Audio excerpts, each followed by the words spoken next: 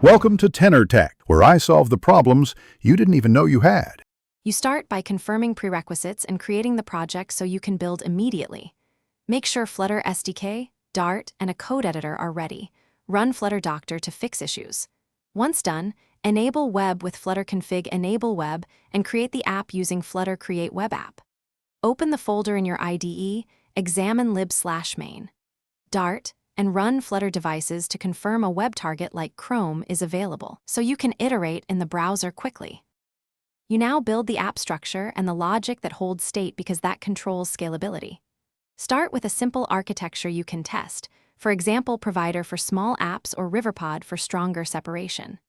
Once chosen, create folders for models, services, screens, and widgets so code stays organized. Then wire navigation and routes, use Navigator too.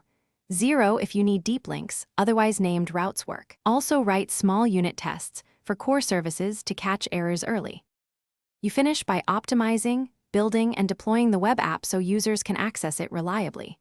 Make layouts responsive and replace unsupported plugins with web-safe alternatives, then run Flutter Build Web to generate the /build/web folder. Deploy those static assets to a host or CDN, configure index. HTML and any base href as needed. If something breaks, check the browser console and Chrome DevTools first. Make sure to clear service worker cache and rebuild. Thanks for watching. Subscribe to keep your life in tune.